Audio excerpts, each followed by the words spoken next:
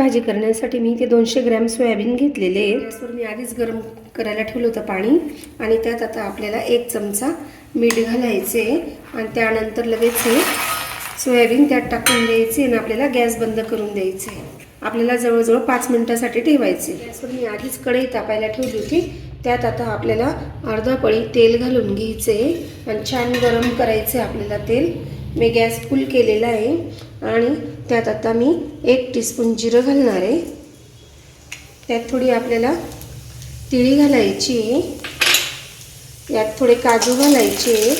तुमच्याकडे तिळी किंवा काजू नसले तर तुम्ही थोडंसं बेसन पिठाचा सुद्धा नंतर वापर करू शकता।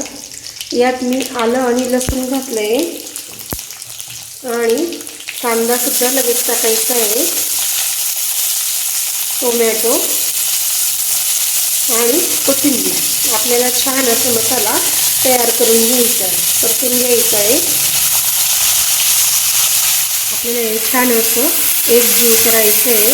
हा मसाला तुम्ही पनीरच्या भाजीला, सोयाबीन किंवा वालाचे दाणे असतात, वालपापडीचे दाणे असतात, त्यालासुद्धा हा मसाला वापरू शकता। तुम्ही शेवभाजीलाही वापरू शकता। बऱ्याच भाजींना हा मसाला आपण वापरू शकतो। छान असा मसाला परतून झालेला आहे। आता मी गॅस बंद करणार आहे आणि 5 मिनिटांसाठी आपल्याला हा गारू द्यायचा आहे। मसाला आपण मिक्सरच्या भांड्यात टाकून घेतलेला आहे आणि आता तो आपण वाटून घेणार आहोत।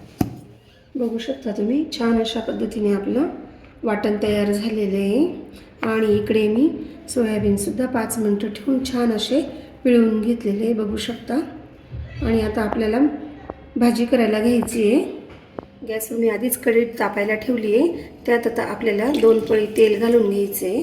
2 पळी तेल घातल्यानंतर छान तेल तापू द्यायचं आहे आपल्याला।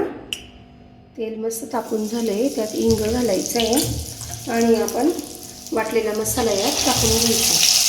तो सुद्धा 2-3 मिनिटं छान असं परतवून घ्यायचा।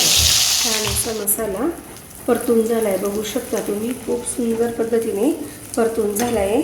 त्यात आता मी इथे 2 चमचे लाल तिखट घालणार आहे आणि 1 चमचा इथे हळद घालायची आहे। यात मी गोडा मसाला वापरणार आहे, मी खडे मसाल्यांचा जास्त वापर करत नाही। इथे मी 3 चमचे मसाला टाकणार आहे आणि पुन्हा एकजीव करून घ्यायचे आपल्याला। अगदी 1 मिनिटासाठी हा मसाला छान असा परतून घ्यायचा आहे। 1 मिनिट झालेला आहे मसाला परतून आपल्याला आणि त्यात आता आपल्याला हळूहळू पाणी टाकायचं आहे। पाण्याचं प्रमाण तुम्ही तुमच्या आवडीनुसार ठेवू शकता, कारण की खूप पातळही ही भाजी चांगली लागत नाही। ग्रेव्हीमध्ये थोडीशी अशी घट्टसरच ठेवायची असते। ग्रेव्हीला छान अशी उकळी आलेली आहे, त्यात आता मी 3 चमचे मीठ घालणार आहे आणि गॅस पुन्हा फुल करणार आहे आणि छान उकळीमध्ये आपल्याला हे सगळे सोयाबीन असे टाकून द्यायचे। पूर्ण सोयाबीन त्यातला जो रसा असतो तो पूर्णपणे आत घेतला जातो आणि भाजी बरोबर घट्ट होते।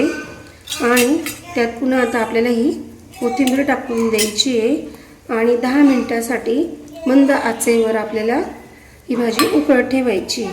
छान असं एकजीव करून घ्यायचं आहे आपल्याला आणि मी मंद गॅस करणार आहे आता। 10 मिनिटात आपली भाजी छान अशी उकळून गेलेली आहे आणि आता ही आपल्याला प्लेटमध्ये टाकून घ्यायची। बघू शकता तुम्ही खूप सुंदर अशी भाजी झालेली आहे। अशा पद्धतीने आपल्याला ग्रेव्ही ठेवायची आहे की जेणेकरून सोयाबीन त्यात आपल्याला चांगले लागतील खायला। खूप पातळ करायची नाही ही भाजी।